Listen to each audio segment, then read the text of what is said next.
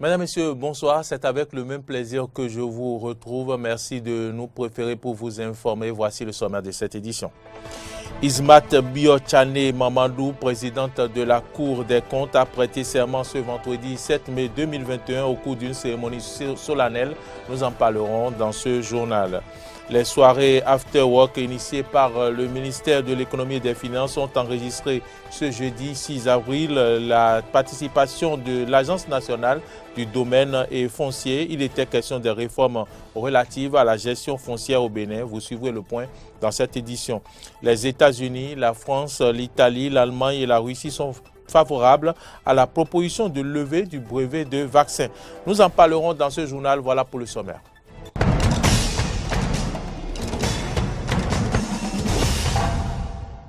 Bienvenue à toutes et à tous dans ce journal. Vous le savez, le 1er mai dernier, le procureur spécial près la Criette a annoncé la découverte de 110 000 cartouches de calibre 12 au cours d'un accident mortel survenu le 30 avril 2021 dans l'arrondissement de Atokolibé, dans la commune de Banté. À cette même date du 30 avril 2021, la police togolaise a intercepté une voiture suspecte transportant 1300 cartouches pour destination Bénin, selon les premières informations recueillies sur place. Cette coïncidence de la date de ces manœuvres de déstabilisation du Bénin intervenues au lendemain de la dernière élection présidentielle peut inquiéter. Et c'est donc à juste titre que le gouvernement du Bénin a pris les mesures adéquates pour faire respecter l'ordre constitutionnel. Prestation de serment, je vous l'annonçais en titre, ce vendredi 7 mai 2021 de la présidente de la Cour des comptes, Ismat Biotchane Mamadou. Il faut rappeler qu'elle a été nommée premier président de la Cour des comptes en Conseil des ministres le 28 avril 2021. Elle a donc prêté serment ce jour lors d'une cérémonie solennelle présidée par le président de la République, Patrice Talon, à l'annexe de la présidence du Bénin. Suivons ici un extrait des propos du chef de l'État. Je m'en voudrais, Madame la Présidente de la Cour des comptes, de ne pas partager avec vous ma fierté pour ce nouveau vent qui souffle dans notre pays. Celui qui révèle de mieux en mieux la femme béninoise. Votre parcours vous donne bien le mérite de votre nomination. Veuillez ne pas avoir le complexe que c'est au profit de notre volonté de promouvoir la femme béninoise que vous avez été nommé comme président de la Cour des comptes. Non. En tout cas, ce n'est pas ce qui m'a guidé pour vous proposer à la tête de cette institution qui vient de naître. Au thème de la cérémonie de prestation du serment, quelques personnalités politiques présentes ont donné l'impression suivie. On ne peut que s'en réjouir parce que le juge administratif est à la fois protecteur de l'intérêt général et des intérêts des particuliers. Et la présidente de la Cour des comptes étant appelée à veiller à une gestion saine des deniers publics, nous ne pouvons que nous réjouir de la cérémonie qui vient de se dérouler sous nos yeux. Il y a eu la nomination d'une personne qualifiée à ce poste. Donc, nous ne pouvons qu'être heureux parce qu'au moins, nous pouvons désormais dire que nous sommes en règle vis-à-vis des institutions de l'UEMOA, de la CEDEAO et tout ça. C'est le mérite d'une femme. Des gens y verront peut-être la promotion de la femme, mais il a vu le mérite d'une femme. La femme est l'égale de l'homme. Donc c'est cette injustice qui vient d'être réparée. Que la gouvernance soit bien faite au profit du peuple béninois. Il s'agit de la gouvernance. Alors la Cour des comptes y joue un rôle important. En cela, nous disons que la dynamique qu'il y a eu depuis 5 ans, cette dynamique-là continue. Donc c'est ce que nous attendons de la présidente et de son équipe qui incessamment va être mise en place. Ça nous me fait dire que la République est en marche, résolument en marche, parce que progressivement, toutes les institutions en charge de la bonne gouvernance, de l'édification de l'état de droit dans notre pays sont en train de s'installer, de fonctionner dans l'intérêt de la République. C'est un jour de gloire, comme l'a bien souligné le chef de l'État. Tous les Béninois doivent être aujourd'hui fiers de ce que le pays est en marche résolument et que la Cour des comptes, qui va participer du règne de la bonne gouvernance, du règne de la fin de l'impunité, est aujourd'hui installée.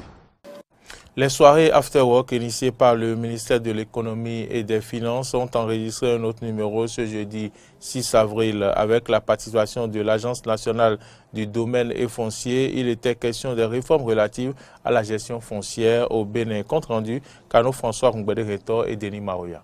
Initiées par le ministère de l'Économie et des Finances, les soirées After Work ont connu un autre épisode dans la soirée de ce jeudi 6 avril.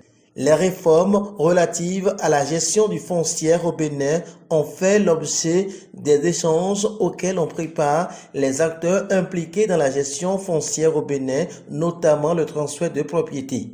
La modernisation du dispositif de gestion foncière et domaniale, comme le souhaite le gouvernement du président Patrice Talon, passe par certaines actions qui nous sont rappelées ici par le directeur général de l'ANDF, Victorien Kouglenou. Et ceci passe par la dématérialisation, entre autres, du cadre de gestion foncière et domaniale. Ceci passe également par l'opérationnalisation de dispositifs institutionnels efficaces et la mise en place des outils modernes de gestion foncière. Et comme outil moderne de gestion foncière, le directeur général cite.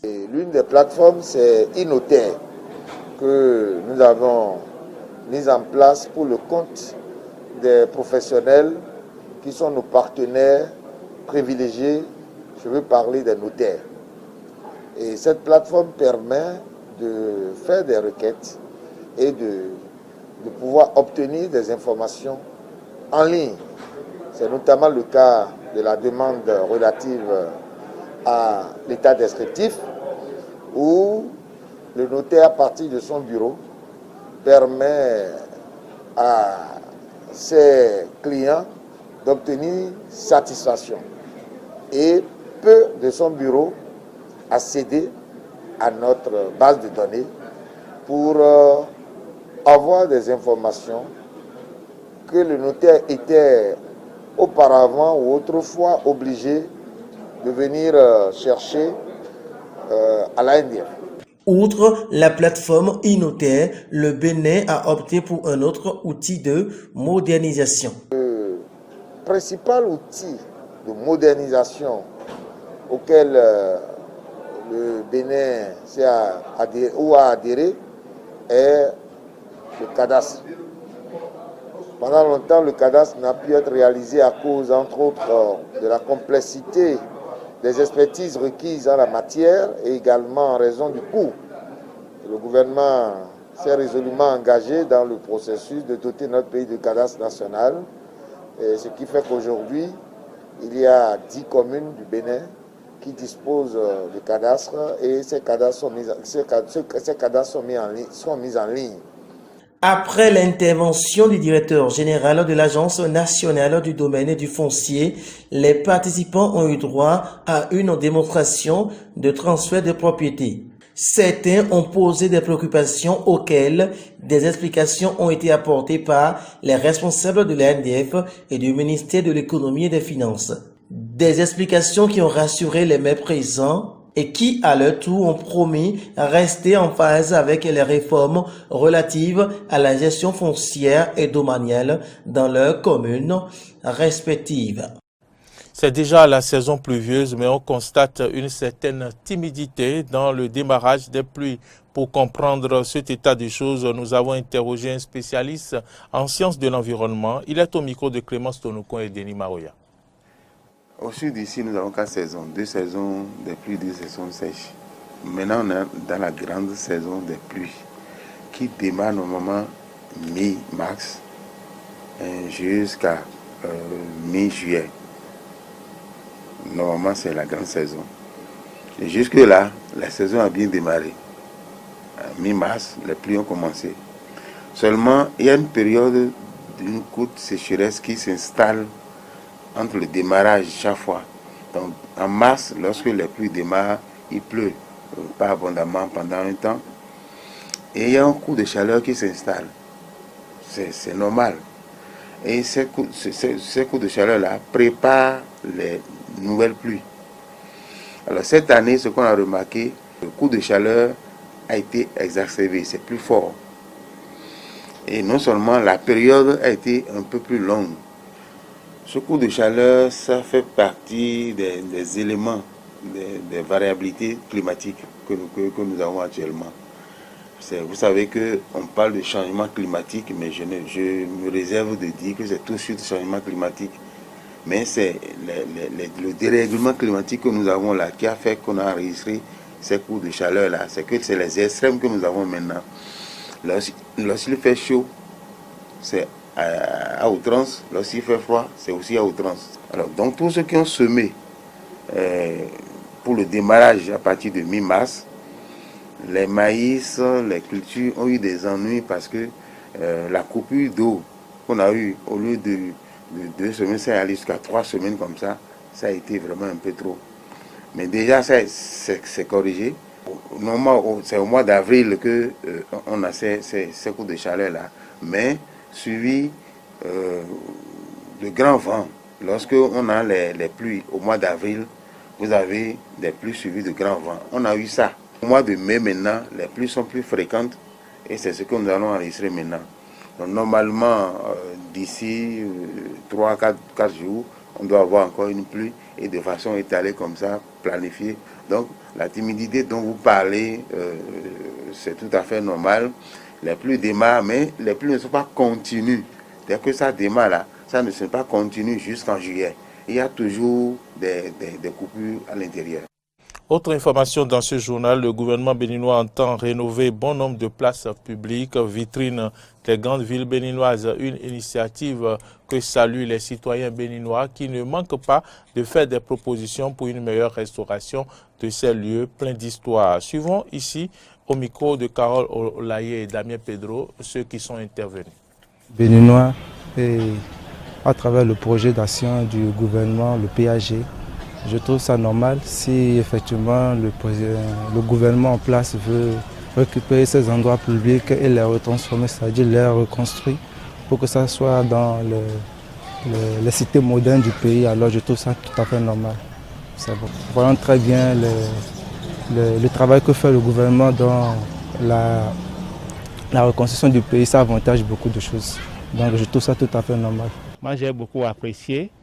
Parce que ce qui fait la beauté d'un pays, d'une ville, c'est les places publiques et avec des monuments, surtout quand c'est bien décoré. Et par exemple, ce qu'ils ont fait au Sénégal, où il y a un géant homme, et ainsi de suite, c'est très bon. Et ce qu'ils veulent faire ici maintenant, je ne sais pas s'ils veulent effacer ce qui était là, comme la place publique. Comment on appelle la place des martyrs, il y a des monuments qui représentent la lutte de la révolution. Bon, je ne sais pas s'ils veulent effacer ça et amener ce qu'ils veulent, puisque pour le moment on n'a pas encore eu de détails. Regardez la place de l'Étoile rouge, ça c'est notre identité. Si c'est enlevé carrément et qu'ils amènent ce qu'ils veulent, là, moi je ne serai pas d'accord. Mais s'ils vont rénover et donner encore un bon goût à ce qui était fait là, ça sera bon. La place Biogera, c'est un nom qui est donné. C'est un nom d'un guerrier qui est donné. Et si ça sera rénové, que c'est un autre lutteur ou bien un autre guerrier qui vont amener, qui ne représente pas ce que ça doit être, là, on ne sera pas d'accord. Vous savez, dans la vie d'un pays, c'est les places publiques. Lorsqu'un étranger vient dans un pays, la première des choses qu'il cherche à constater, c'est les places publiques. C'est là où il peut aller s'installer. S'il ne connaît pas quelqu'un, il n'a pas quelqu'un.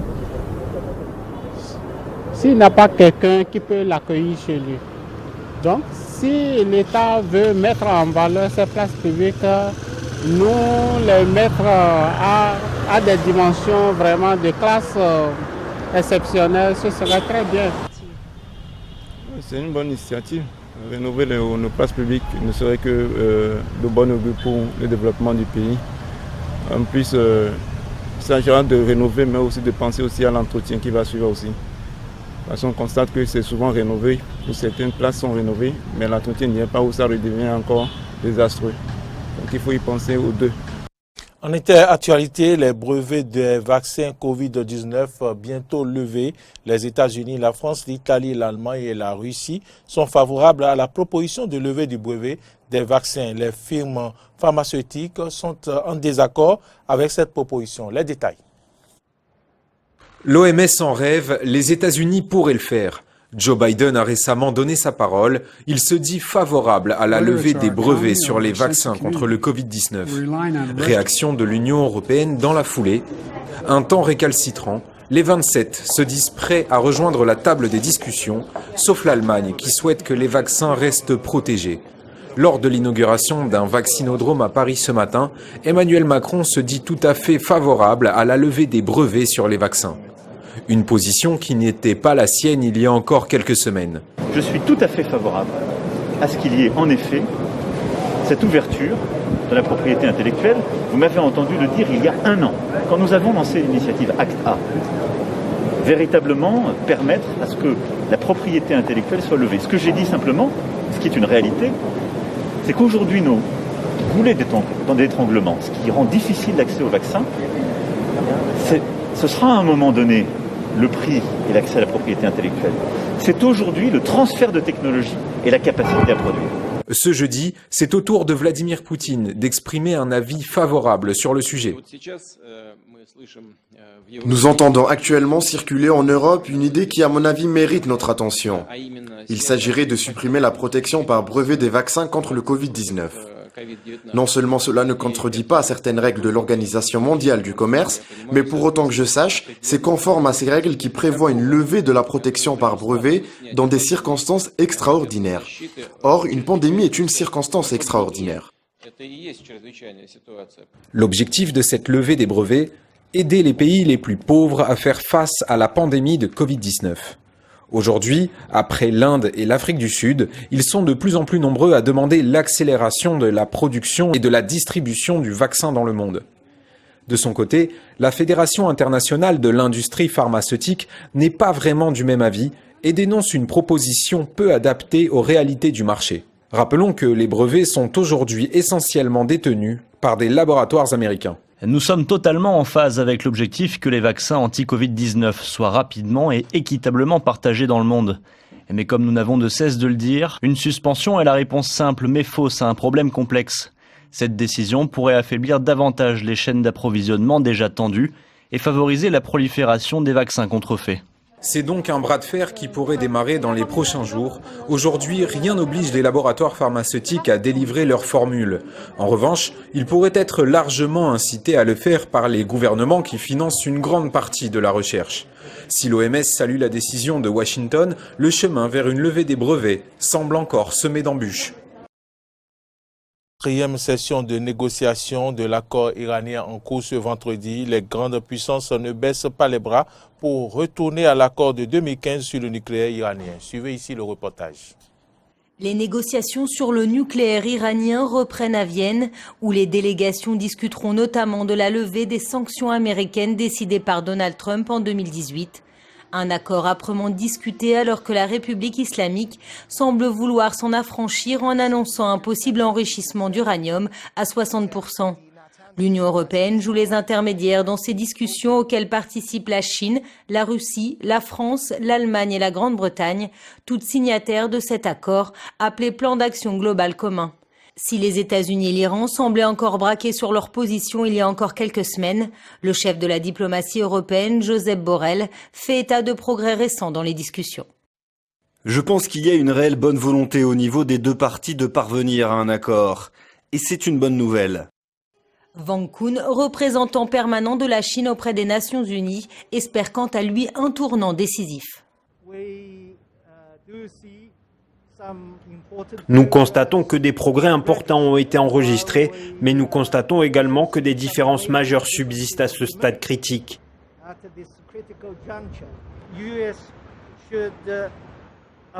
Les États-Unis devraient abolir toutes leurs sanctions unilatérales contre l'Iran et toute autre partie tierce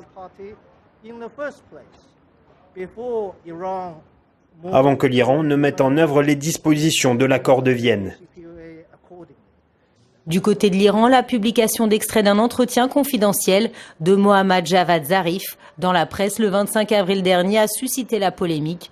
Le ministre iranien des Affaires étrangères y critique le rôle dominant des gardiens de la révolution dans la politique étrangère du pays. Le président iranien Hassan Rouhani estime que cette fuite viserait à embraser les discussions en Autriche. Le ministère du Renseignement devrait enquêter pour en trouver les racines. Il a été diffusé exactement quand les pourparlers de Vienne étaient satisfaisants. Le but est de créer de la discorde. Nous ne pouvons pas résoudre les problèmes du peuple. Il y a des détracteurs, ceux contre l'Iran et son peuple. Téhéran a évoqué l'éventualité de conclure un accord provisoire d'ici fin mai pour gagner du temps en vue d'un règlement plus durable.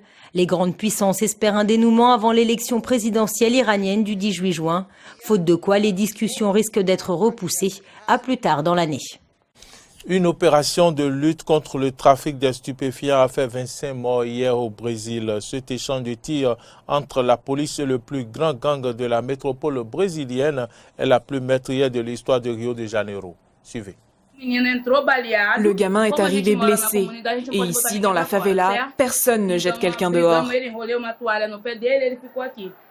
Il est resté ici et quand la police a vu le sang, elle est entrée en criant « Où est-il ? Où est-il » J'ai juste eu le temps de mettre mes enfants derrière moi et ils ont tué le gamin dans la chambre. Ça n'a aucun sens, mais c'est la routine. Ça arrive presque tout le temps. Et une favela sera toujours la victime.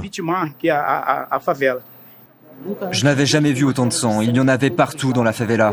Un manque de respect pour la police scientifique. Bref, une absurdité totale. Madame, Messieurs, c'est ici que se referme ce journal. Si vous l'avez suivi, merci de votre fidélité. Bonne suite de nos programmes et bon week-end à toutes et à tous.